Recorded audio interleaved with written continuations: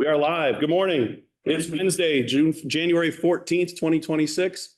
Good morning and welcome to a joint hearing between Senate and House Transportation. We appreciate everybody joining us this morning. The subject for today is one of those difficult ones. There's been a number of high profile, high publicity items, some really tragic events on the highway, particularly on the interstate, as well as some pedestrian activity. We have a lot of men and women out that are charged with safety on our highways across the state. And this morning, what we really like to do is hear what are the trends, what is happening out there, and what are all the things that we do as a state to keep the people of Vermont safe and to continue to work on new programs that we'll hear more later in the day. Highway safety is critical to everyone, and that's the purpose of this morning's Joint Transportation Committee's meetings. Senator Westman, if you have something you'd like to add. I'm Rich Westman. I'm the senator of from Lamoille and the chair of Senate Transportation.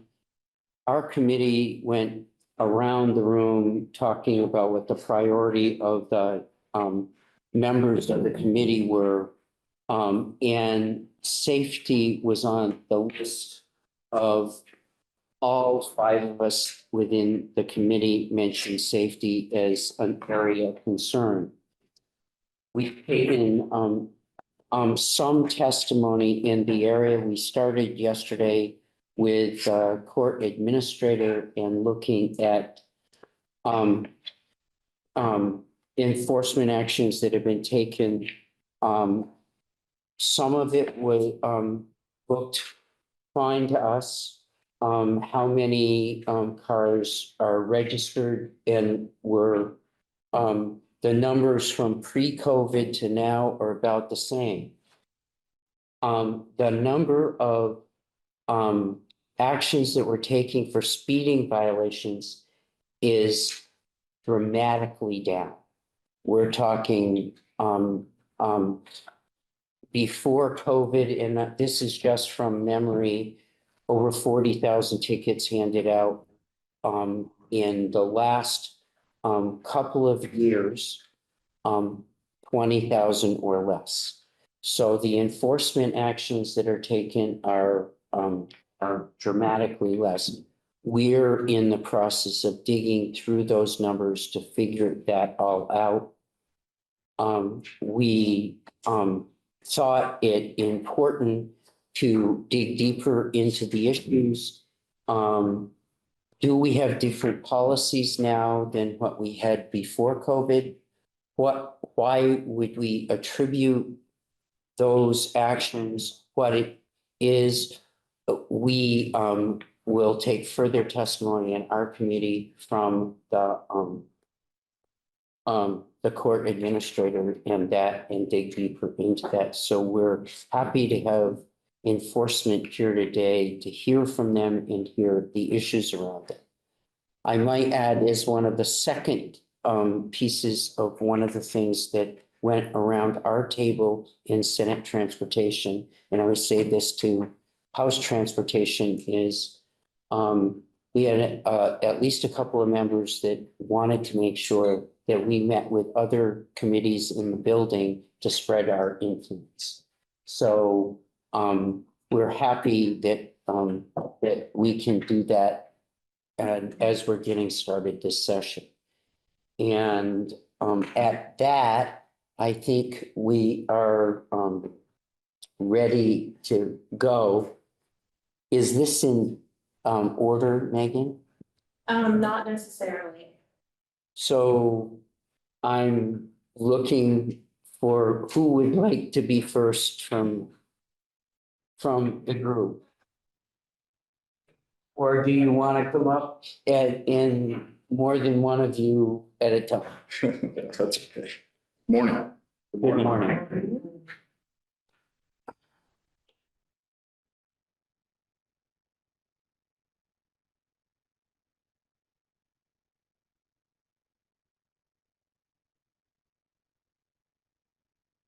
Apologize for a second. I am not Mr. Technology.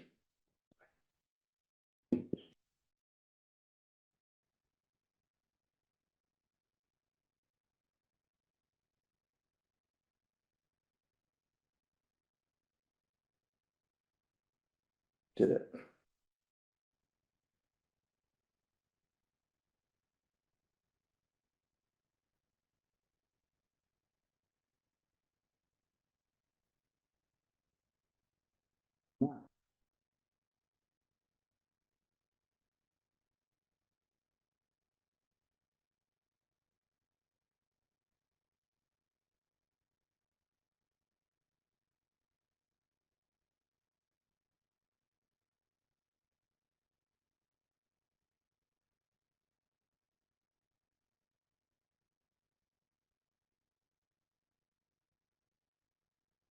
We're getting there.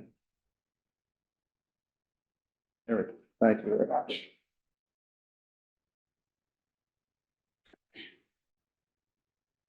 Well, good morning again. My name's Ben Schulp. I'm the lieutenant for the Northeast Sector on Department of Motor Vehicles, Enforcement and Safety Division.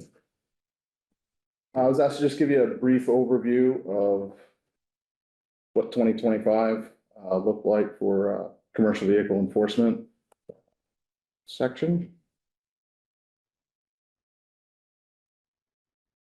All right. Those of you who are not familiar, I'll give you just a real quick rundown. So the CVE section within the Enforcement and Safety Division has about 22 officers that are sworn and 2 civilian inspectors. The civilian inspectors are largely charged with completing safety audits and compliance reviews on companies, carriers. They do, however, have to complete a minimum amount of inspections every year so that they stay certified. So their inspection numbers do count. So CVE is broken into 3 different sectors. There's Northwest, Northeast, and the South units. And there's a traffic enforcement team that is focused on crash reduction. And most of their patrol is centered in high crash corridors that have been identified through programs that I'll talk about here in a couple of minutes. Just to give you an idea of caseload. So the department punched about 15,600 or so cases last year. So stay pretty busy. Just gives you a little look at what the breakdown is for our department and the areas of responsibility.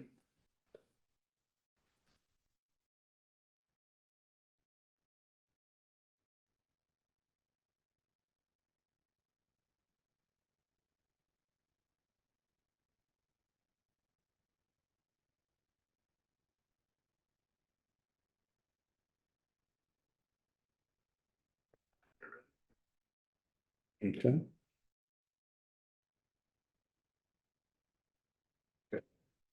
So this is a pretty standard scene. That's Sheffield Heights on I-91 northbound. And we get a few every year that look just like that. So there's a breakdown of Doesn't look like a good day. Yeah. that's not a good day. Absolutely not. That's not a good day. There's a little bit of a breakdown of our work throughout the year. So just under 10,000 inspections completed by those 24 folks. Another 1,300 car stops just on passenger vehicles. I don't want to read through all of them. The agency assists the safety audits and the compliance reviews that those 2 civilian inspectors complete. So you can see it stays pretty hot for us. They had 21 DRE activations, which Inspector Knight will come up and talk about here in just a little bit. But those are drug recognition experts.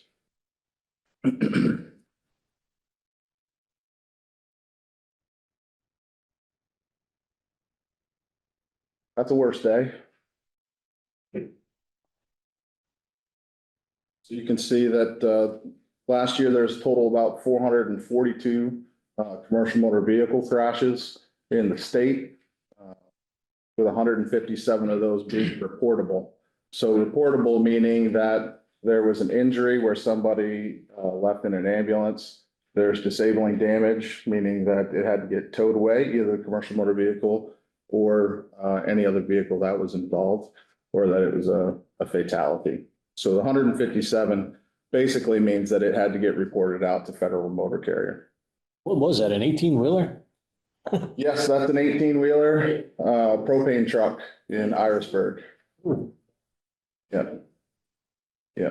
Go ahead, Andy. Yeah, to finish up, when you say commercial vehicles, does that include all commercial vehicles or only the large commercial That's vehicles? all commercial motor vehicles. So, Somebody in a plumbing van, is that? so as long as it's over 10,000 pounds, so 10,001 pounds or more, and that would be in interstate commerce, operating between states. And then, if it's intrastate, meaning their trip is encompassed or whatever they're delivering originates and ends within the state, it's going to be 26,001 pound or more. Yeah, a little confusing. Yes, ma'am. Jim Burke.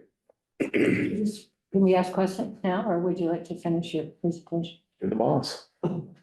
I've just been concerned about, especially overwide trucks coming down Route 9 out of the Brattleboro, particularly from Marlboro, which area, and they often come speeding down that mountain. So I just wondered what kind of speed enforcement is patrol there, what's, So that's not my area of responsibility, so I'm not intimately familiar with their daily activities down there, but I do know that there are inspectors that live on either side of Route 9, and they spend a fair amount of time traversing that road. I know that there's at least one site that is a regular detail site where they set up and operate there regularly. So they do spend a fair amount of time right there. I did not run the stats for Route 9 by itself, but I apologize. Anything else? So 134 post-crash inspections. So what we mean by that is if we go to a crash, there's many things that have to be done, but one of them is going to be a uniform crash report, which is typical, happens for passenger cars as well. It's the crash report you get when you're involved in a crash. And that you send to your insurance company, what have you. But there's a second part of that, which is a post-crash inspection, which is basically it's a roadside inspection that we complete every day at roadside, but it's much more detailed and it involves trying to look for any type of either driver error, equipment failure that may have contributed to the cause of that crash. And once again, that happens when it's a commercial motor vehicle crash. There's another category called a level 7. And we would do that, it's called a jurisdictional inspection, which we might complete on things like municipal truck or a state truck or vehicles like that that are typically exempt from the federal regulations. A couple of projects that we have going and near completion. So that picture is in Coventry at I-91 northbound, and you'll see a post there with power attached to it just to the left of the mile marker sign. That's called a smart roadside system that we've purchased from a company called Fleet Willie. So there's an exact replica of that just on the opposite side of the road, still northbound, but so it covers both lanes. So that system does many things, but basically what it does is it takes pictures of US DOT numbers whenever a vehicle goes by so that we can identify a company before they get to our detail, and we know who's coming in, what their safety score looks like, and whether or not they may require an inspection. Kind of helps us speed up the process, not only for us, but it's important for carriers to have that process sped up because it's business and time is very important to them. So Some of the other things it does, it does detects tire anomalies. So it has strips in the road that are called Kistler strips. And they act as WIMs or weigh in motion system. So it'll weigh the vehicle as it goes over it. But it also detects tire anomalies. So it'll let us know if a vehicle that's coming in has flat tires. And we'll know that, bless you. We'll know that, we'll have all that information before the vehicle pulls into the detail. So the strips that are in the road are on the main line, meaning they're not on a ramp either off or onto the road. They're just on the main line, which means that the Department of Transportation can grab a hold of that information and use that weigh data 24 hours a day, 365 days a year, and send that to Federal Highway, which, we are held accountable for how many vehicles we weigh every year towards our maintenance money that we get from the federal government. And that is helping us in that endeavor. So this one was just installed in December and energized about 2 weeks ago. There's another one that just went in Heartland northbound, where the FEMA site was. And then 2 years ago, one was installed in Colchester, and we've been having some pretty good luck with that. Senator Harrison. Thank you very much. This is very interesting. So are you, will there be this in every entrance into the state on a interstate highway? Is that the goal? I think the goal is unknown at the moment. We're still pretty early in the program. It's pretty young. We're still collecting data and seeing how everything works for us. I think the goal ultimately would definitely be to have more installed. The problem isn't purchasing them because it's federal grants typically through MixApp. For the purchase of it, it's the maintenance of it. Typically, that's the problem. And that would require state funds. So we don't want to get ourselves immersed into a situation where we have all this good technology, but we can't keep it up and running. And I have a bunch of questions, but I'm just going to stick to one. Does it take that information just from trucks, vehicles of a certain weight and not take the information from passenger vehicles?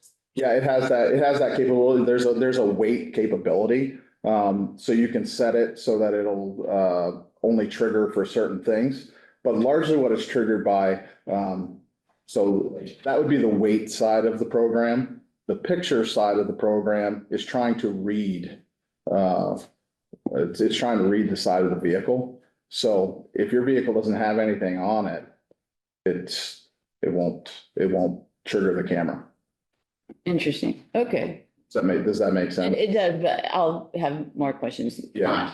Part of this, and I think other people. To answer your question, there is spillover, but it's coincidental. It's not, it's trying to take a picture of a vehicle that's going up the road at 65 miles an hour. So Right. you'll get the occasional picture of a pickup truck, something like that, but Yeah. there's nothing on it. So how we manage that data obviously is critically important. So some of my questions. Thank you. Representative Wells? Are those set up right before those weighing stations? Correct. They are, so they hit that before the truck gets within pulls in its weight. Yes. So that one's right at Coventry. Right in Coventry. 91. Correct. Yeah, they don't have to be. You can put them, I mean, they can be used, quite frankly, it's probably the future of commercial vehicle enforcement is to have these in different locations throughout the state. That is how, data-driven policing works. The goal is to have them elsewhere. But like I said, right now, we're kind of managing how we go forward, so.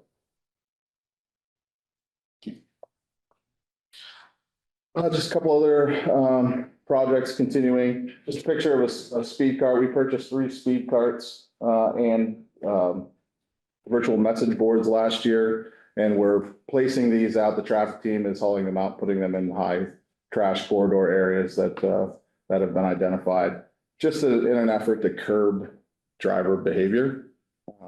And that's really just what they're what they're for. Just try to influence behavior. And the video, or I'm sorry, virtual message boards just allow us to put out, any type of, whether it's traffic warning or anything like that, that we can. Probably the famous one would be the one for 108 that's on Route 15 in Jeffersonville.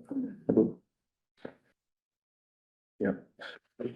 Another project, we received fantastic data from Vermont Transportation, but we've also teamed up with the University of Massachusetts, who takes all of our data and compiles it and creates really good crash maps and help us kind of identify where we need to focus a majority of our time so that we're kind of getting the most bang for our buck.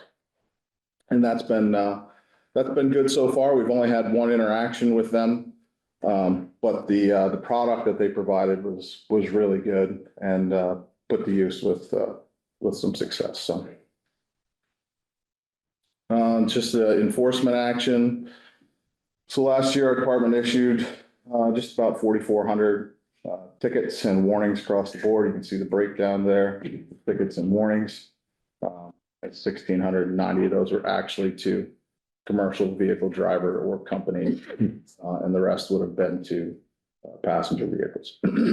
There were 44 criminal arrests. So we've been asking, and we asked the court administrator, and they've been digging out data for the last 10 years. So it would be helpful for us for comparison reasons to go back to 15 or 16 and produce those numbers so we can have a look of what's happened over time. Okay. And if you can get those back. Yeah, I think we can go back to our department, I believe, can go back to 15 because we were on the same CAD program for that period. We have all of those figures now, registered cars and registrations. So it would be, for commercial vehicles, it would be helpful to have all. Okay, excellent. We'll take that back. So this screen is just for size and weight enforcement. It gives you an idea of what we're doing for weight enforcement, which once again directly correlates to federal highway funds. So the 455 portable ways throughout the year with an additional almost 9,000 platform ways. Those platform ways are taken at the Fairhaven and Putney scale houses, which are physical scale houses that actually have scales in the ground. That number does include WIM data or virtual scales from Colchester northbound. So the ways in motion, that is specific to Colchester northbound. And you can see the amount of data, the difference that we can pump out to federal highway and give them a real clear picture as to really what's traversing our roadways and how much those vehicle weighs. The data is pretty endless for the Department of Transportation, what they can do to, what they can use it for. So there were 215 citations issued for size and weight violation. Forced offload of 10 vehicles.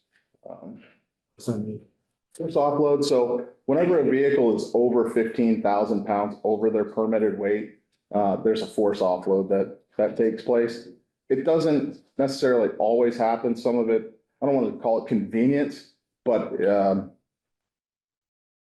it could generate some hate if you force offload a vehicle 2 miles away from where they're unloading. And that happens with some frequency. So, but it's incumbent upon the company to offload the vehicle down to its legal weight. And then they can figure out what to do with the product and how to get it moved from there afterwards. So our permitting department issued about 8,500 single trip permits, non-divisible.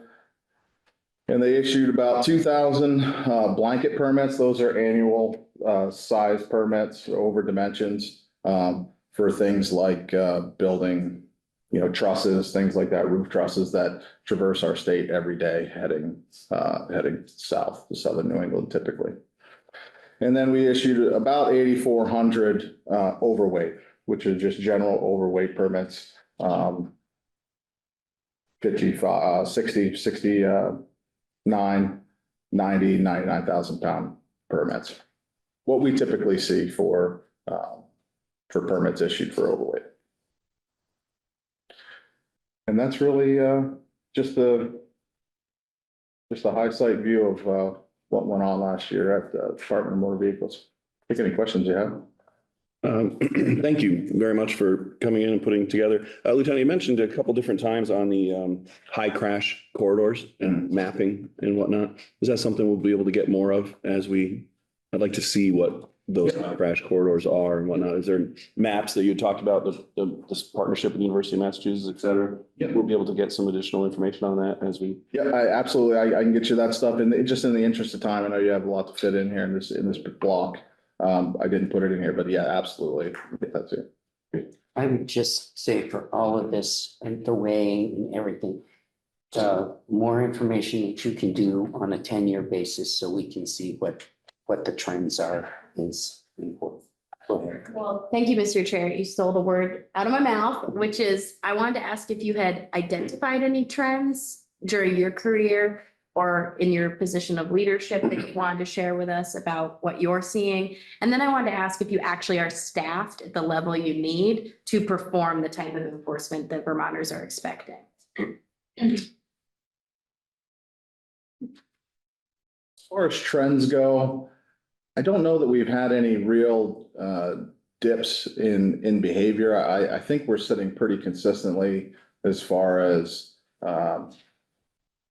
traffic infractions go, violations, whether for companies or drivers' equipment, things of that nature. I think they're pretty status quo. I haven't run any of the numbers, to be honest, to really give you the correct information on that, but it's certainly something I can get to you. As far as staffing goes, we're full staffing.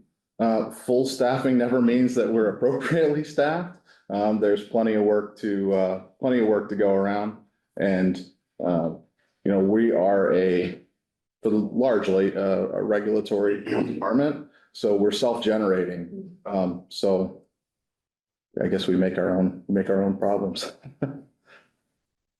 How's that? Oh, sorry, actually, no. Yeah, but just to clarify, there isn't like a gap between folks doing or not having enforcement happen to them that you're missing in your view. Like there's not like a gap of commercial truck drivers that because, you would stop them, but you just don't have the manpower to do it or the woman power to do it. I think that absolutely happens overall. I mean, typically when we're patrolling, and to give you an example, I showed you the map. There's 5 guys that work for me in the Northeast, and they cover whatever that is, 2.5, 3, actually it's more than that, counties.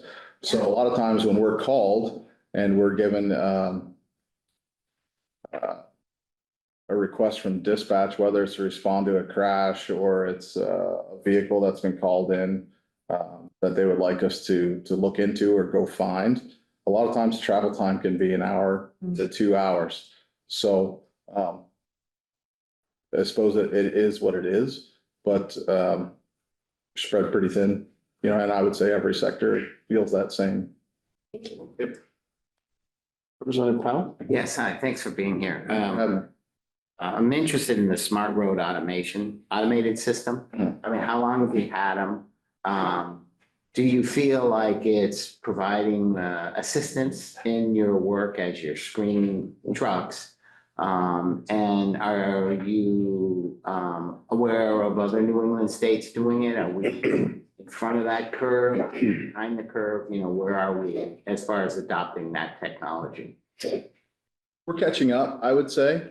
Other New England states are ahead of us in the adoption of things like this. There are other programs out there, not necessarily this one. But I would say on a whole, we're catching up with a lot of the other states as far as the way we conduct patrol and enforcement. It's certainly the direction that we need to continue moving in. As far as its effectiveness, we're still collecting the data on that.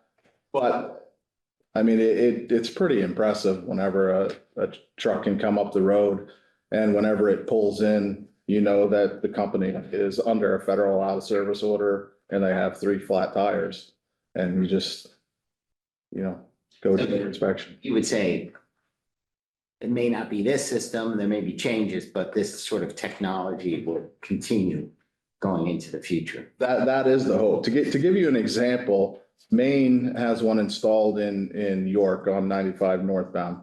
And their inspection rate or their out of service rate for their inspections for that location went to 100%, which means the only vehicles they bothered inspecting at that facility, they put out of service. That's kind of unheard of. I don't think there's a better example out there for how that benefits not only enforcement, but industry. The trucks that need attention are getting the attention and the companies that need attention are getting the attention. And I think that's the hope. So. Thank you very much. I think we're at a spot where we appreciate you coming in and your testimony and a couple of notes on follow-up, and we'd like to move to the next where they decided in the route to go. Thank you for having me. Thank you.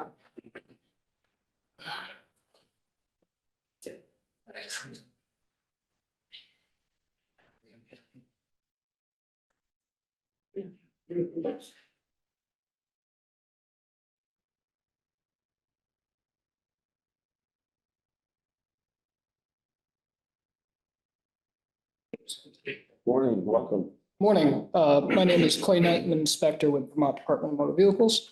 And I'm not sure if we have the slide able to be put up there. Oh, is your guy doing it? I made that mistake. So I just mainly want to focus on Vermont's DEC program, our drug evaluation and classification program, and our DREs or drug recognition experts, and where Vermont DMV takes part in that particular program.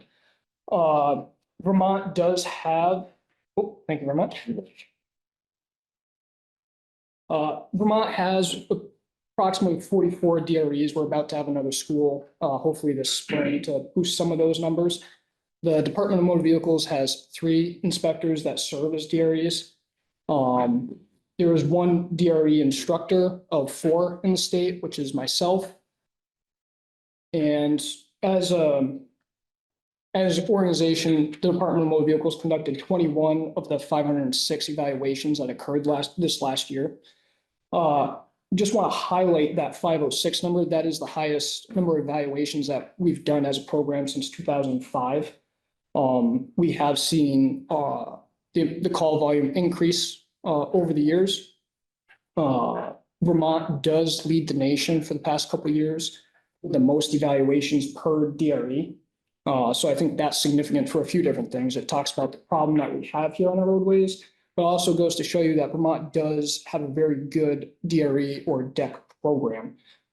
As an instructor, I'm always striving to make that a better program. But that's just a little highlight there. We also, what do DREs do? Obviously, we respond to evaluations. We take part in a lot of community outreach and education. The Vermont State Police a couple of years ago started what we call a major crash response.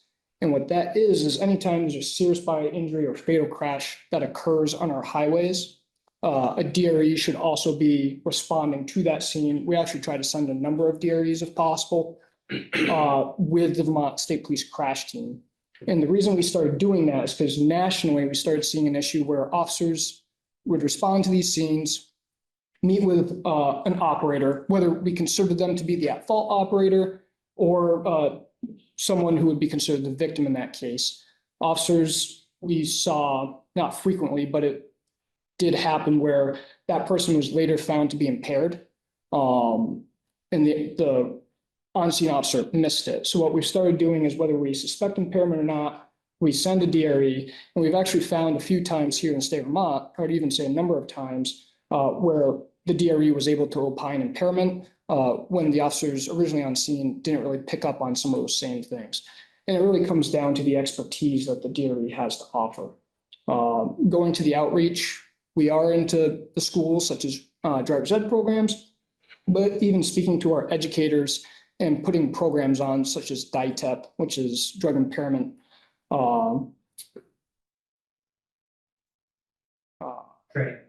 Drug impairment training for the education professional. Thank you, LT. Which that helps both school teachers and nurses, and even mental health professionals kind of identify someone who might be impaired by drugs.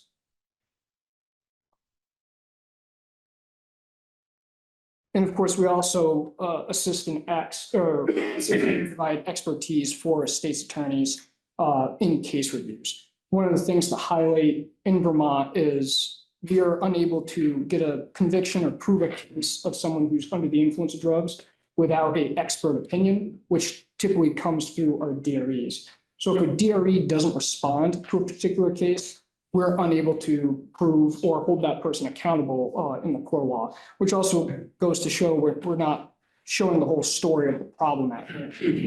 Vermont, over the years, I've been since COVID, so 2019, in our DEC program, and our response rates went from like the 50s to now we're sitting right around 70 to 75%. So we're definitely increasing our responses. We're doing a lot better job. But the thing to highlight is it could definitely be better because that 25% of the cases that we're not responding to, we're not getting the information, we're not getting the justice that Vermont deserves and needs. And that's kind of most of my comments here. I'm happy to take any questions that anyone has. Thank you for this. Just curious, what types of drug impairment are you and your team finding when you go to the scene of an accident? So when we respond to crashes, I guess I'll highlight two things. One, there's many times where we meet with at fault and possibly a victim of a crash, and we opine that they're not impaired, which is obviously fantastic news on our end. But what type of impairments or what drugs are we specifically seeing in those cases? I don't have the data in front of me, but as a program, we're still seeing cannabis, narcotic analgesics in the past couple of years. We're seeing an increase in stimulants now, which are starting to outpace our narcotics as far as calls of impairment. Does that answer your question?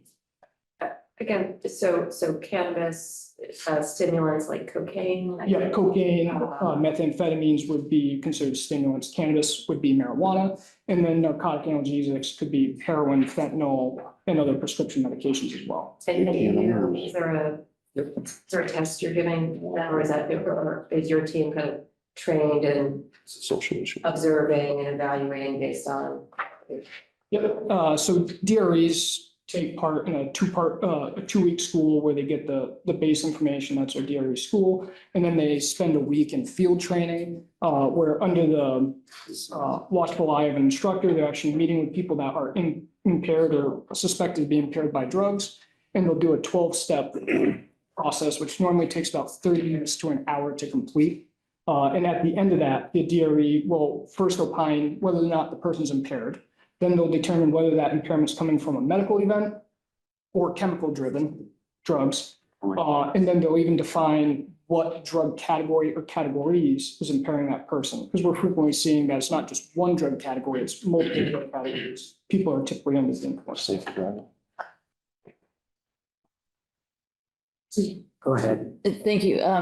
Can or do municipal law enforcement officers, can they be trained, or are you training them to do this? Yep, so Vermont's DEC program consists of both state police, inspectors, Department of Liquor and Lottery, deputy sheriffs, and municipalities. So they're all over the state from all different agencies. Yeah, of the 44 that we have. Thank you. Representative Pouch? Yeah, and so you identify that somebody is impaired based on your, criteria, the exacting criteria. Is it always followed up by an actual blood test or something that confirms it? Does it have to be confirmed in that way? You know, how does that sort of follow up? Yeah, so there's a lot of answers to that particular question, but what does like a normal DUI drug case look like in the state of Vermont? It starts out with the officer stopping the vehicle or having contact with a motor vehicle, whether that's a crash, motor vehicle violation, or community caretaking stop. That officer would be trained to observe indicators of impairment. They will screen them. If they suspect that alcohol is not the case, they'll then page a DRE. A DRE response, whether they have one on shift that they know of can respond, or we'll send out a page for a DRE through a text message, phone call, and an email. So sometimes DREs are coming as far as an hour sometimes to get to these cases. The DRE would then meet with that person and do the evaluation, which 30 minutes to an hour, as I said, as long as everything goes without any hiccups. At the end of that, if a DRE opines impairment, they will then instruct the operator to go forth and ask for a blood sample. A blood sample may or may not be taken. Obviously, it depends on the willingness of the participant. If they do refuse, we would seek a warrant for their blood, which again, they could refuse. We recently just pushed through the law for a warrant refusal in that case. And then obviously we'd go off to the hospital and draw a sample of that. Now, the DRE opinion is the expert testimony that would be introduced as evidence. And obviously, if we had a blood sample, that just makes the opinion that much stronger in court. But not every case would we have a blood test. And also there are times where a blood test might differ than the DRE opinion. Typically what we're seeing there is the more drug interactions that we have, it's not going to look like a normal case. So like if you have, for example, someone who's under the influence of stimulants, if we get to them later on in their impairment curve, they could possibly look like a narcotic analgesic. So that's one where a DRE's opinion is definitely correct in impairment, chemical driven, but might be wrong on category. That's probably the simplified answer. Does that answer your question? Yeah, no, that does. Thank you very much.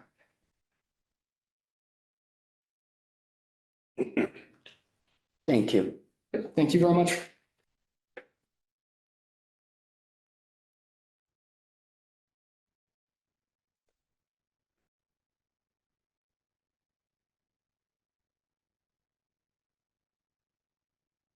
So Ben and I came on together 21 years ago, so my technology advancement is just as much as his. Let's see if I'm any better at it here.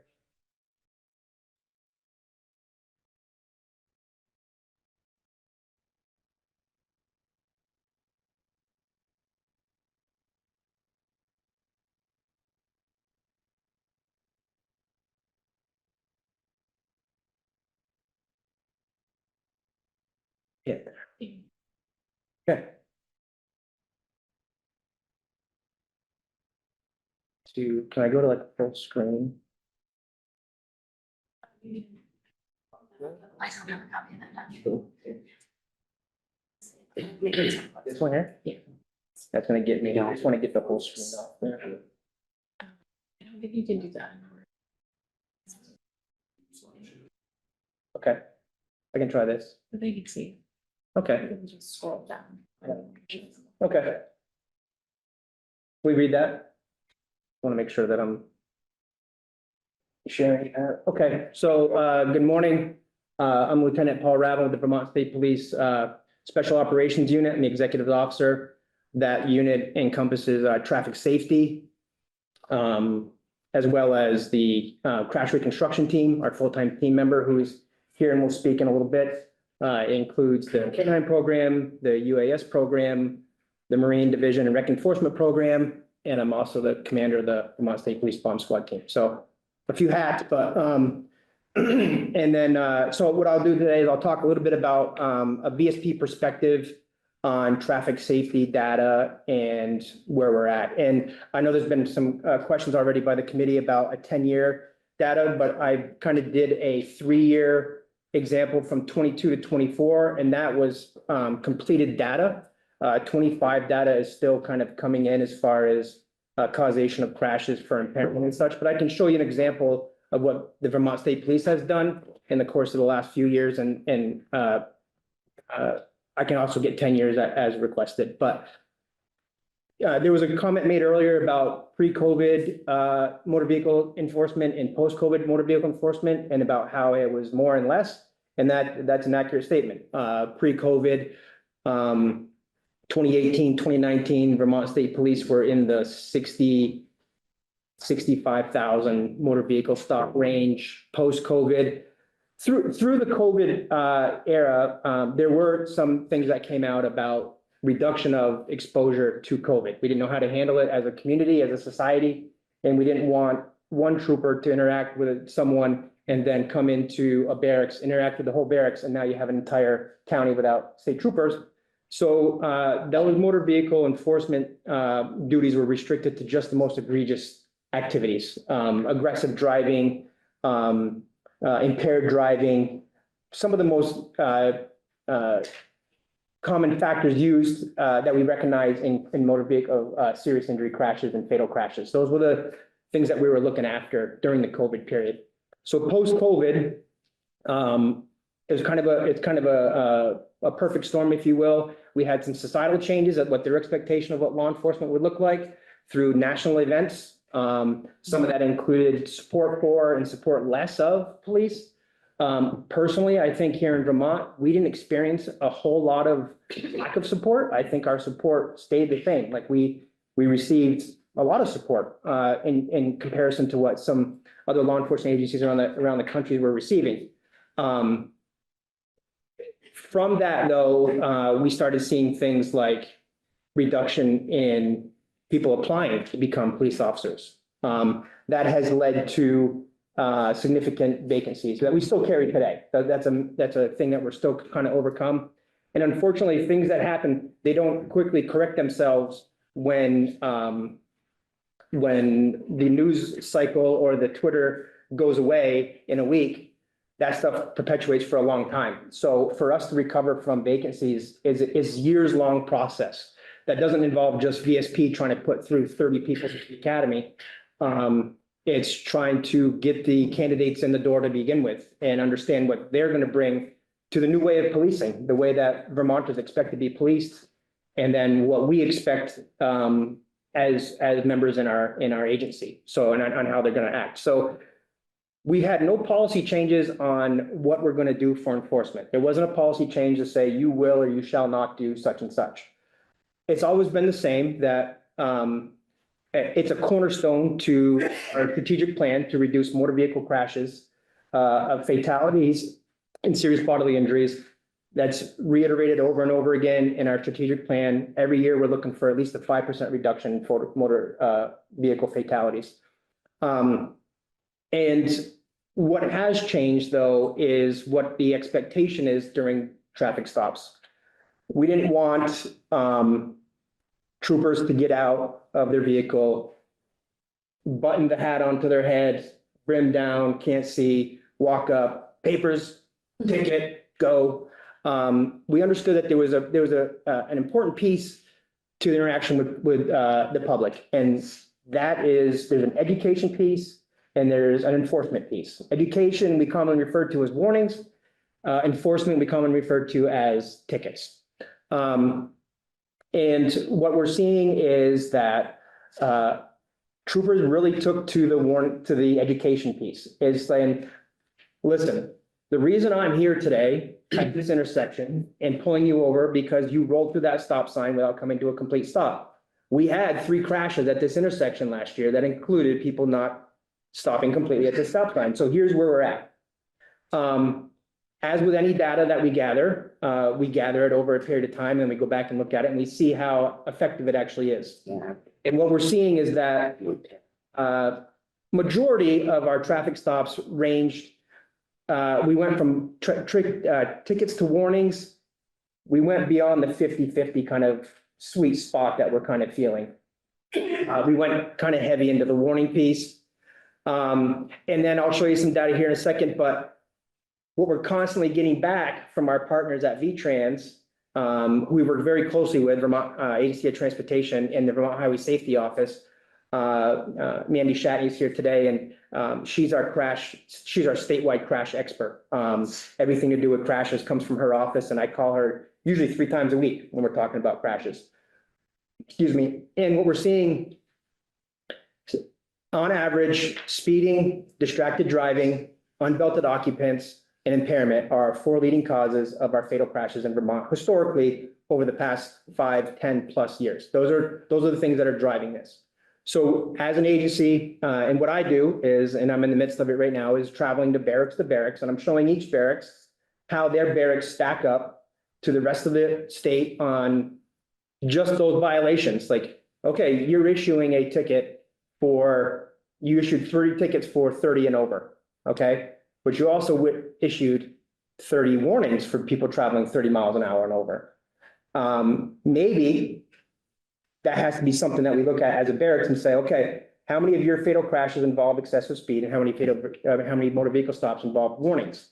Maybe that's a correlation where that goes to enforcement versus education.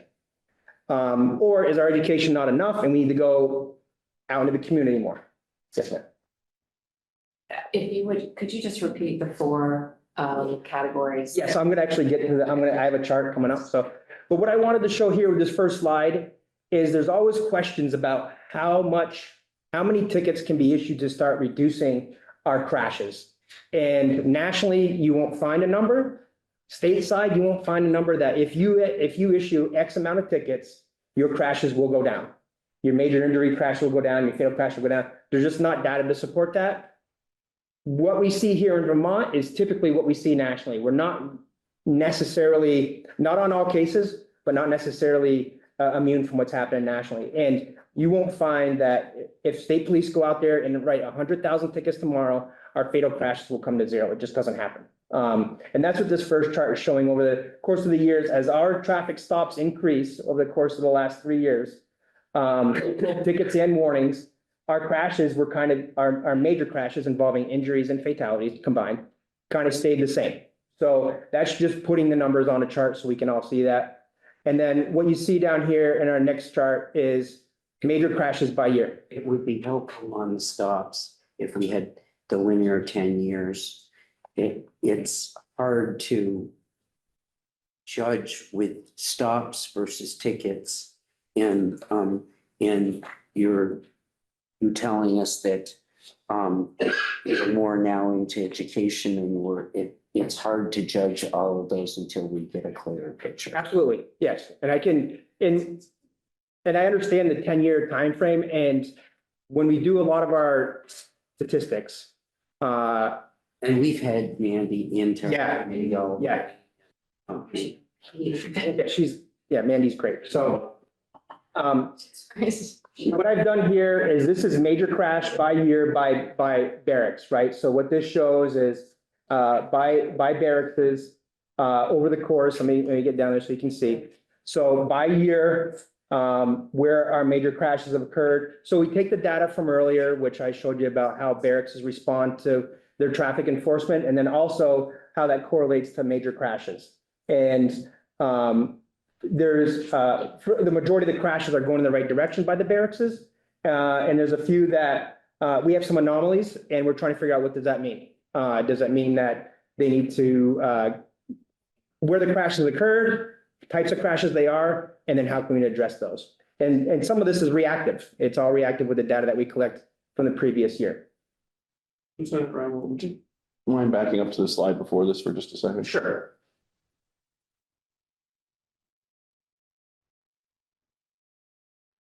I didn't understand that top or that line, the line motor vehicle stops between 20,000 and just shy of 30,000. Just shy. Okay, just to clarify, did you testify earlier that pre-COVID we were at 65,000 on average? About 2018-ish, we're right around 65, 68,000. So Vermonters experience a 50% less interactions with the state police today than they did 10 years ago? There was that reduction in motor vehicle interactions from 2018. Thank you very much. Well, and I would back that up. This is the data that came from the court administrator yesterday, Terry Curzone. For example, in 2019, speeding violations by calendar year, there were 42,450. The low was 22 at 18,200. We are at 25, 20,600. So very much like your stops, there's half the number of stops last year that there were 10 years ago. And there are less than half the number of tickets. So we're just trying to figure out from the numbers what this all looks like. Yeah. And so if we had 10 years, it would be helpful. Absolutely, and I can get that data and I can go back and get our traffic data and I will provide the 10-year timeframe and what that looks like. And and as I mentioned earlier, kind of in the opening, is that there isn't just one particular event that caused those numbers to be so different from 2018 to today. There's a series of events. There's I'll give you an example. When I came on in 2005, Paul Ravlin was, my standard was if I was getting out of the car, you were likely getting a ticket because what I felt your actions were getting my attention and what it was, typically the speeding or aggressive driving that warranted a ticket. It's all discretion. State police, no law enforcement agency in Vermont for that matter has a quota, like you must write this many tickets. You must make this many traffic stops. That doesn't exist. That's old school 80s movies stuff. That's not a Vermont, a real live police thing. But there's and it's always up to the discretion of the officer on what gets issued. And then generationally, as some younger troops came on, there was conversations about, I stopped this car for 2 violations. Do I give them 2 tickets? And then now I'm issuing a motorist in Vermont $500 worth of tickets, 4 points on their license. And then it starts going down that line of like, I'm getting away from the point of enforcing this and changing this behavior to actually becoming over punitive. So a lot of that, so mindsets on what am I actually doing, right? So that changed. And then we had nationwide events, like I said, with the George Floyd event certainly caused all law enforcement agencies to review on how communities want them to be policed, how they want the police to police them, right? And we weren't immune from that. Like we had to sit back and review and say, okay, how are we best serving Vermonters? Is this what we need to do? Not only on the highways, but in all of our law enforcement, state police, as you know, are sometimes the primary law enforcement in most rural towns. So it's trying to figure that out. And then COVID, and then also with the staffing issue. So there's a series of things that we're dealing with as an agency to try to ensure that we're providing Vermonters the correct service that they deserve and want. At the same time, dealing with all the calls for service, short staffing as everyone is. And I don't want to keep going back to that, but that is a significant thing. When you're carrying, 50 plus vacancies, that's 5 troopers per barracks on average. That's 5 people you're missing per office. But the caseloads still come in, the domestic violences, the burglaries, the stolen cars, the motor vehicle crashes, that still happens with 5 less people per barracks on average. And that's not counting military vacancies, folks out on injury, which then that vacancy can get upwards around 16, 70. So, but there is, what I will stress is there's a constant review of the data. Every weekly, the data gets put into files that command staff can see and say, okay, here's where we're at. Make sure that we're not getting too far off center and then addressing this. So here's the chart that we mentioned earlier about. I have a question. Oh, I'm sorry. Just one question. When you provide that 10-year data, could you include staffing levels going back 10 years also? I will Or try to? try to make that as accurate as possible, yes. Okay. Yeah, I can't confirm that that's the case, but I will work to see what our staffing looked like at that time. And just so we did ask, as the tickets are written and the revenue that comes in off from those tickets, we did ask the court administrator to come back with us with, because we're writing less than half the tickets, how much less revenue are we bringing in? So the other side of that is how much is going out the door to do this. So will be important for us to have both sides. Absolutely. Yeah, that makes complete sense. Senator Harrison. Yeah, thank you. And thanks for being here. It's a huge job and there's a lot of, sometimes conflicting, just issues that you need to deal with. So I definitely understand that. Just, this a bit of a detail, but you said something about, 30 miles over the speed limit. And, when you were explaining about, education, and obviously education is wonderful, so thank you for that. But to me, 30 miles over the speed limit on the interstate, the person knows that they're doing the wrong thing, or they're impaired and don't know. But to me, that seems like something that would be an easy directive to say, you get a ticket if you're 30 miles over the speed limit on the interstate.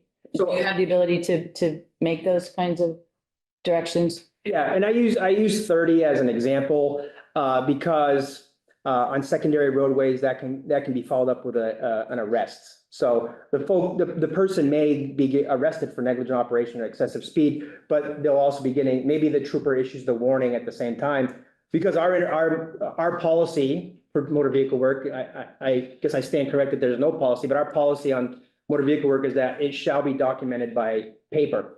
So there's no verbal warnings. So any interaction that a trooper has with someone in a motor vehicle stop will be documented by either a written warning or a written ticket. So in that case, when I go to that barracks, I'm saying you wrote 30 tickets for going 30 and over, but you have 30 warnings. It may be explained, and the reason I mention that, because there's data that shows that, it may be explained that those 30 tickets were issued on the back of 30 citations that the person was arrested for. So there is discretion in there. I don't know if they're all that way, but that's the type of information that we're constantly looking at about contributing factors to major crashes. And if we see data that states, okay, we have X amount of tickets for 21 to 30 and X amount of tickets and warnings for 30 and over, what are the warnings about? Like, why are you choosing to educate here versus enforce? And so that was the point of that, was that that's a constant review of our traffic safety data and our motor vehicle work, is to say, what is your thought process here? So we're not missing the mark on, maybe there is a piece of education that we're missing. Maybe it's education to the public, maybe it's education to the troopers. So that's the constant review happening there. Okay, so just to be clear, so the expectation, someone going 95 on the interstate and a trooper has an interaction with them, there would be some sort of, something more than just, hey, you're going too fast. It wouldn't be a wag of the finger. There would be a written warning or a written ticket issued at that point. Or citation. Or a citation for you can say negligent operation. Excessive speed is often used for like secondary roadways where the speed limit, they're doing at least 30 over and they're going at least 60 miles an hour. There's some stuff in the law that makes it that way. So that can be like a negligent operation or excessive speed if you're doing 30 over. So if you have a secondary roadway that's 50 and they're doing 80 or 85.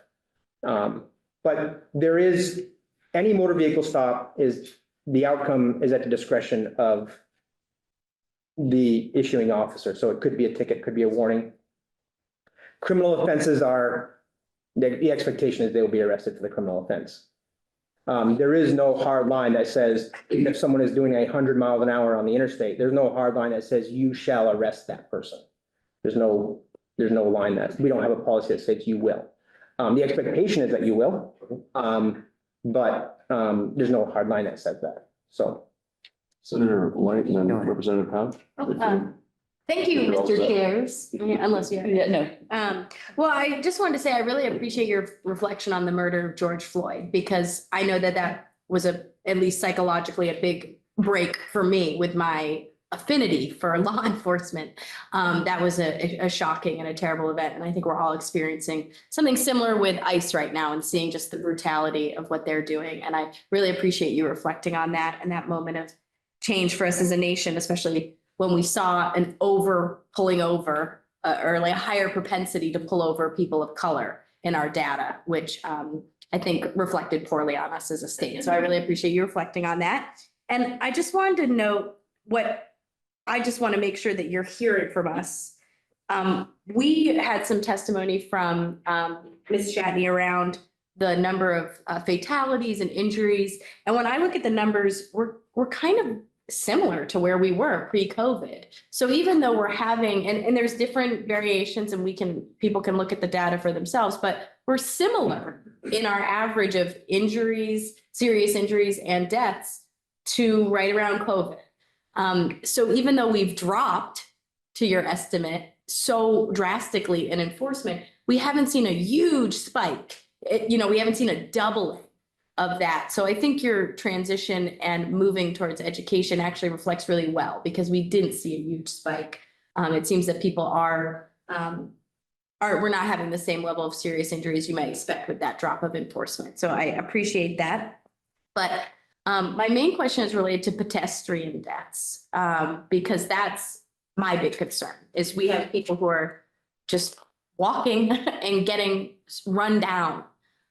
So I'm wondering if you're seeing that more related to municipal law enforcement because it's in downtowns or where people are, or is that more state police? Like where are you seeing an increase in pedestrian deaths or enforcement of speeding or other impairments in pedestrian areas? And I'll speak to that. I kind of want to be a way top answer on that because I have Sergeant Hine here, who's our full-time crash reconstructionist.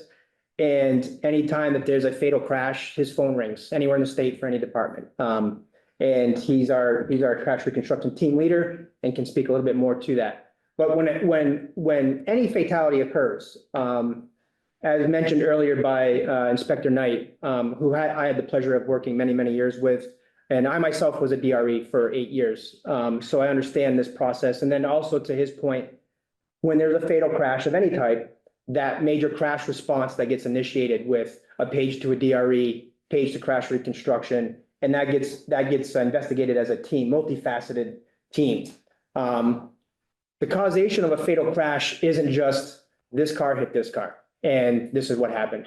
There is so much information that comes from these things. From the average report is in the 50 to 60 page range for a fatal crash narrative. And causation is often, everyone wants to know what happened. Some of the fatal crashes that included pedestrians wearing dark clothing, being impaired, not using designated crosswalks. And I don't want to say it's their fault that they got hit and they've been killed. What I'm saying is that part of the causation is, are they using crosswalks where folks are expecting them to be? Are they crossing in front of a vehicle and they're impaired and not making good judgments, and now that person is not, and then you may have an impaired operator too, right? So that's double bad.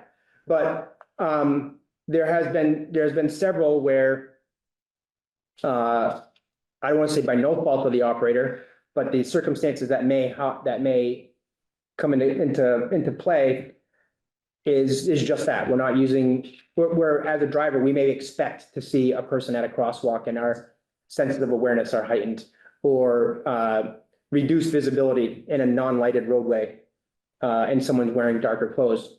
And a lot of cars come with videos nowadays.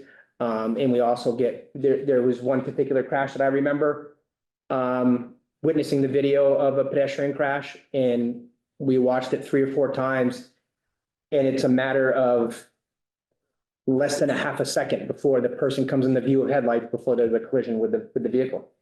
And I don't know how to avoid that crash. So I want to wave top that for me, but I would like to have Sergeant Hines speak more to what he's seeing maybe as trends for pedestrian crashes and maybe what his findings are. I would just rather have it come from the expert, if that's okay. Oh, yeah, sure. I really appreciate that. And yes, I'm married to someone who's a dispatcher, and if I'm not wearing a bright fluorescent outfit past 4:30 PM, I'm getting in trouble. So there's certainly some education we can do for pedestrians as well. So thank you for raising. Yeah, thanks for your testimony. A couple questions, and if you're gonna address it later on, just let me know.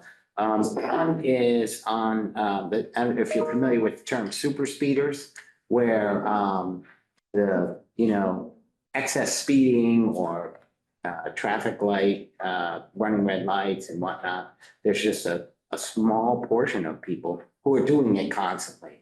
And so how do you address that? Do you see that as an issue? How do you address that? That's question number one. And then the other question is automated traffic enforcement systems. I don't believe we have really, other than we saw the DMV is using some, which seems successful. Is there any discussion, advancement, moving toward that technology as a way to help, our state police and law enforcement in traffic safety? Yep. To answer your first question, the super speeders, I'm not familiar with that particular term, but what happens when I go home at 5 o'clock is I take this uniform off and then I'm driving my personal vehicle around.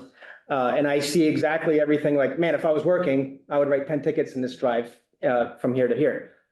So I see the constant change in an overall, and this is anecdotally, behavior in driving where it just seems like there's a shortness in patience.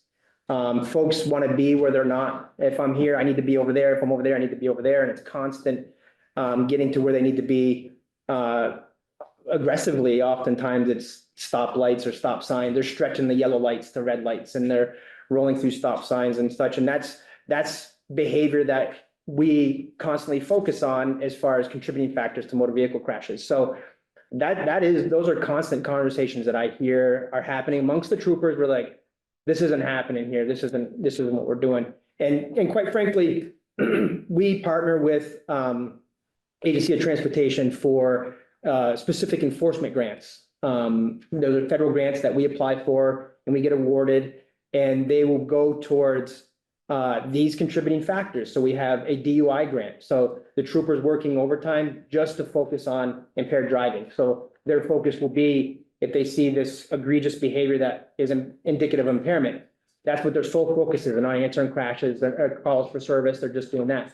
We have occupant protection where they're focusing on folks that are children wearing seatbelts and properly belted, and then occupants wearing seatbelts. And then we have another one that's distracted driving, where their sole focus for that shift on overtime is looking for folks that are using cell phones and texting. And we had a great bill passed last year defining use, because it got into our court systems about what use looks like. So we had some great work here at the State House to make sure that a phone in your hand is considered use, and we can help combat the distracted driving portion of that. And then impairment. So we utilize these grants on top of troopers' day-to-day work. So if a trooper gets tied up with a burglary, just this morning I heard this call come in up in Williston, where I'm thinking those troops are going to be tied up with that all day. And so that's 2 troopers not doing traffic enforcement. But you might have 2 troopers coming on tonight or this afternoon to do just strictly traffic enforcement with these grants to combat those aggressive drivers, inattention, and the folks who are doing that. When it comes to automated traffic enforcement, I know it's been brought up by both committees over the past couple of years. At this point, it's a non-issue for us because it's not something that's in play. And I would defer any of that basically to the Agency of Transportation as to where we stand with that and what the process is for if ever to implement something like that. Okay, thanks. Yes. That brings up, it would be helpful to see the history of grants and for speeding, for DUI. It would be interesting to see where all of that is in the piece too.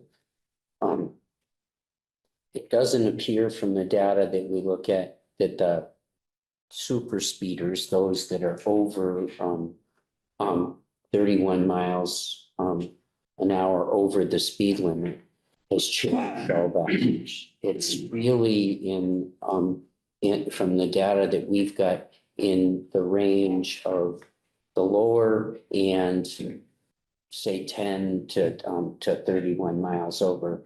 Those areas are down a lot, and trying to understand where all of that is. Now, I just as a clarification, the data you received, was that traffic tickets issued or traffic stops total? traffic tickets. Traffic That's why tickets. I asked you for the stops that you made. Yes. Versus the tickets. Warnings in the tickets. Okay, just clarifying that, sir. I'll have that. You know, and I would just say from a non-educated, and not having everything here. About 2/3 of the people that got stopped. When it was 60,000 got a ticket. And today, about 2/3 of the people that get stopped when they get a ticket. So the assertion that we're doing more education, it's hard for me to see that in the numbers. Yes. But we don't have all this.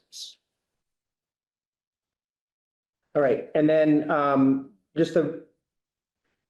stealing this from Mandy's shop. This is something we get every Tuesday, and this is kind of how and you may have seen this chart before, but it's showing, these are statewide numbers, not just VSP numbers. And the 2025 data is still pending as far as like toxicologies and so forth. But this is information that we get and as related to causation of fatal crashes. And a couple of things that just to highlight here is if you look at operators suspected of driving under the influence of drugs only, outpaces alcohol only, usually by double. And that's beyond 2021. That goes back close to your 10-year mark, where drugs only will outpace alcohol only. And we talk about when we say DUI, we always think of the person with the beer or the liquor. Impaired driving is what it's often referred to now as, includes, it could be impaired by sleep. If you're sleep deprived, it could be impaired by alcohol. It could be impaired by drugs or a combination of both, right? And then the number that you see in green, the active cannabis, when drugs are confirmed in the system, that's the number of cases that involve cannabis where drugs have been confirmed the drug was cannabis involved. So yes, impaired driving is still a significant factor, and this is where that shows that. And then down below here at the next one is that we're looking at for seatbelt use and the type of the vehicle, right? So I mentioned we had 9 pedestrian fatalities this year, which is significantly more than we've had in years past, except back down to 2021. And that is the question, like, what is the causation of that? What changed? Is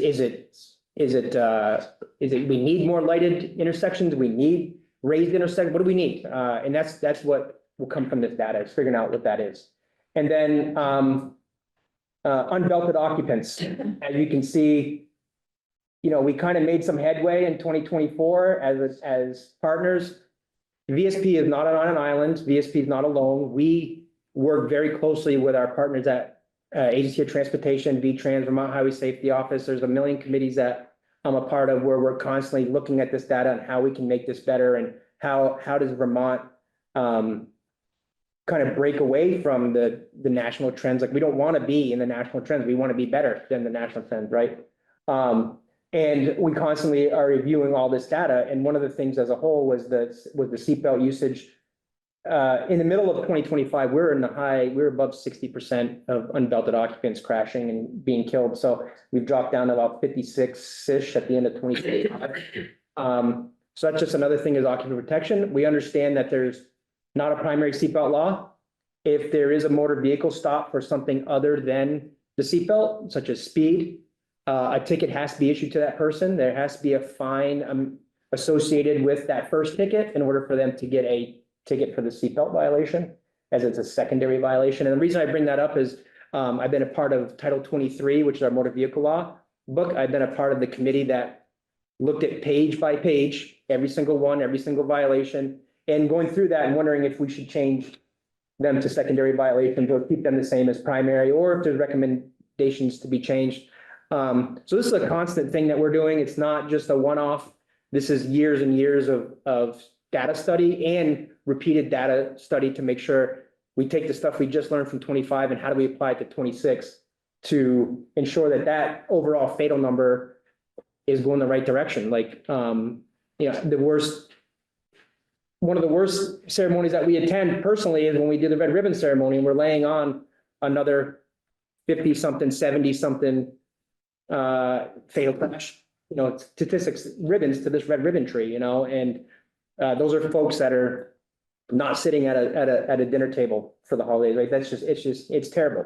And these are lasting effects. Once the crash is cleaned up and we're gone, we're talking to family members for weeks and months after that, giving back personal property and listening to that. So major injury and fatal crashes are not just certainly to members of law enforcement in Vermont. I can speak probably for everyone. It's not just a number. This is a person that we saw, right, and a family that we dealt with. So we take it very seriously.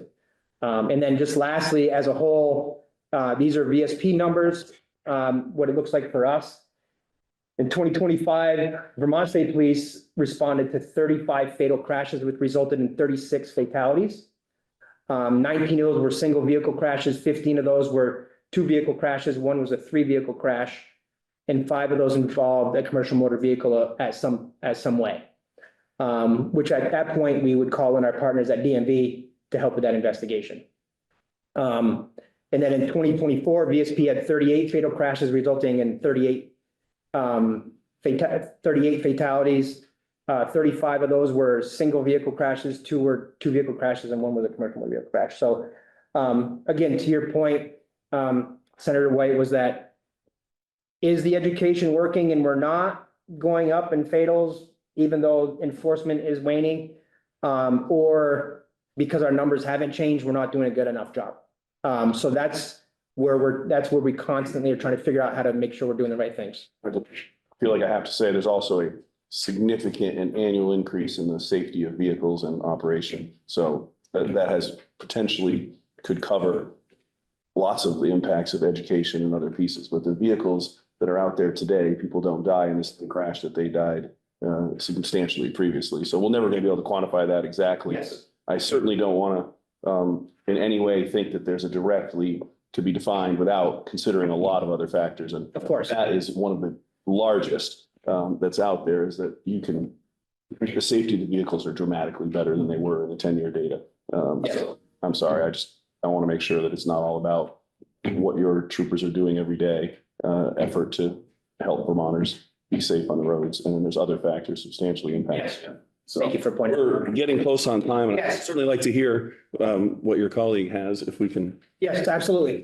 Thank you. So before you go, it does, we're gonna, in our committee, we will have people back in on this.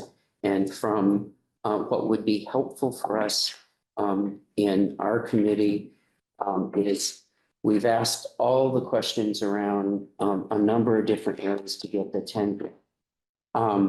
If we had estimates from public safety on the number of hours that were spent globally each year, number of hours spent on traffic safety, and produce that over a 10-year basis, that would be helpful. It would be nice to be able to see 2025 versus the last 10 years, where all of that, how many hours have been spent.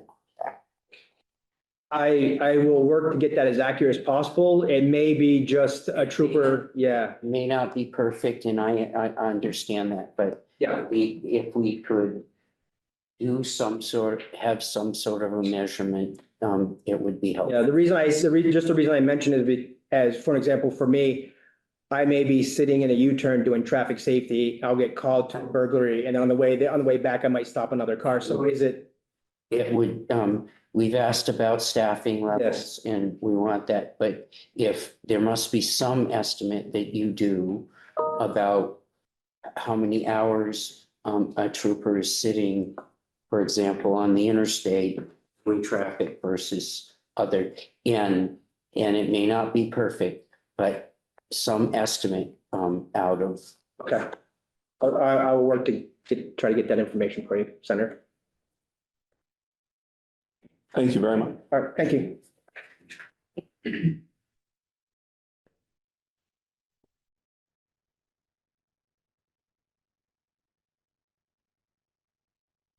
I do have, I'm just gonna say this, our committee does have a hard stop in about 10 minutes.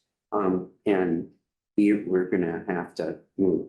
we have testimony coming from people on the West Coast. And so it's pretty early for them.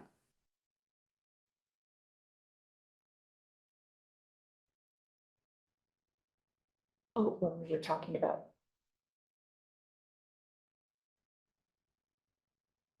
Good morning, members of the committee. My name is Sergeant Chris Hine, currently work for the Vermont State Police. And Radlin mentioned during his testimony, I'm currently the commander of the crash reconstruction team. I usually refer to it as CRT, so if I identify that as that during my testimony, that's what that was referring to. So the CRT or crash reconstruction team gets involved anytime there's a serious bodily injury crash or fatality, and the person who primarily caused the crash survived, and so thus there's some sort of criminal culpability there. And so that's when we typically get involved. We'll always get involved when there's when the event data recorder or black box, if you will, and the vehicle needs to be downloaded, because we're the only game in the state, so to speak, that can perform that with the technology and so forth that we have. And I'm trying to share my screen here. I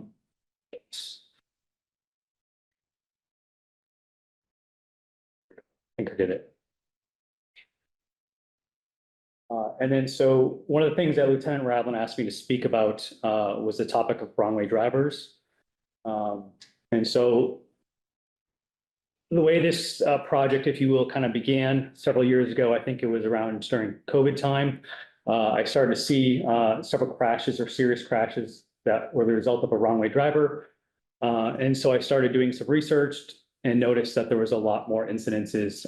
And so thus, my COVID project, I affectionately call it sometimes, was born. And so I've kind of kept track of those incidences throughout the years. And so this is kind of an overall 1,000-foot view, if you will, of those wrong-way driver incidences that we've had from 2016 till, I know it says 2026 up there, but I input this data at the first week or so of the month, so I haven't got to January 2026 yet. So for all intents and purposes, this is from January 1st, 2016 through December 31st of 2025. Okay. And I also would like to clarify what a wrong-way driver is, or what this data is comprised of. So the way I've kind of identified it or defined it as is any time a vehicle travels in the wrong direction on a controlled access highway or limited access highway where there's a defined median. So it's not just immune to the interstate, but it's also combines places like US 4 down in Fairhaven, US 7 down in Bennington, where there's a defined median. And so that's what I've identified as a wrong-way driver, US 5 in St. Johnsbury and so forth. So generally speaking, the last several years, we've had, I think the numbers last year, we had 117 on in these types of incidences. The year prior, I think it was 109. There was obviously a dip during the pandemic around 2019, 2020, 2021.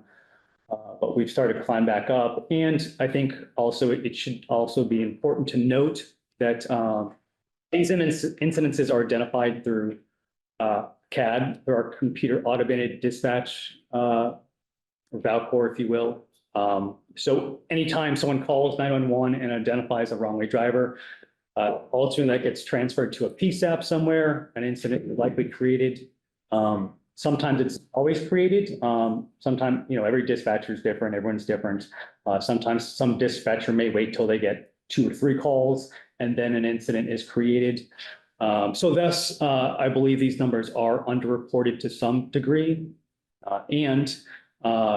Say someone is driving the wrong direction and they're able to, correct themselves within, 15 seconds or so, or 30 seconds, and maybe they're on Interstate 91 where there's no traffic at all, so no one calls 911. Just some things to keep in mind.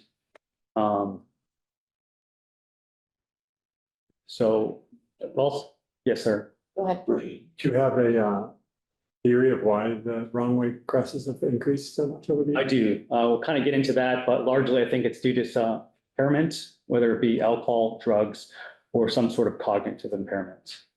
So I think it's kind of a combination of those. And then usually, talk about in a minute here, it's usually during the evening hours or early morning. Identify the kind of the area where these are occurring. Generally speaking, it's on Interstate 89. Within 89, that's usually up in the greater Chittenden County area.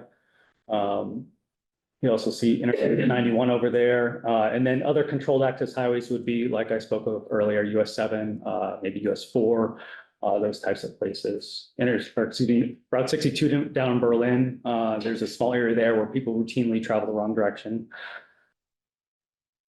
Representative Pouch has a question. Yeah, quick question. One,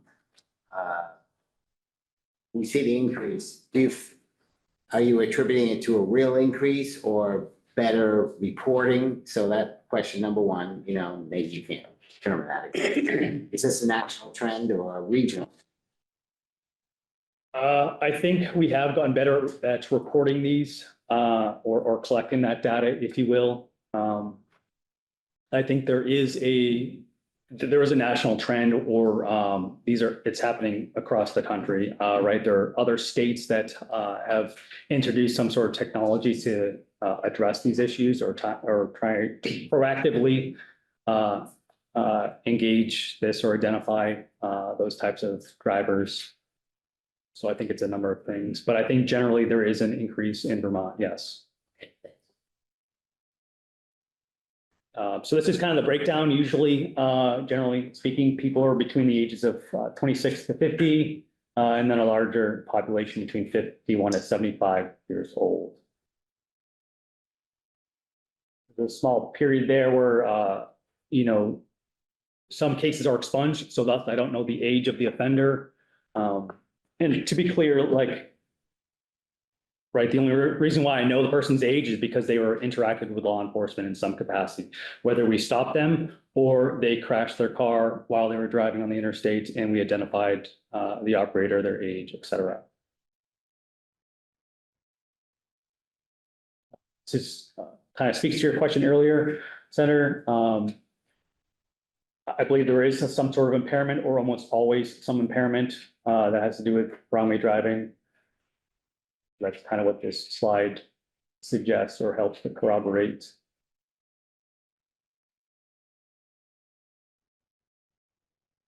And then lastly, this is a histogram of the occurrences over time throughout the day, starting at 0:1 in the morning, all the way through 2,300 hours. So generally speaking, it's in the evening hours, early morning hours. So every now and then, we may have an incident during the day. There was just one the other day that I'm recalling.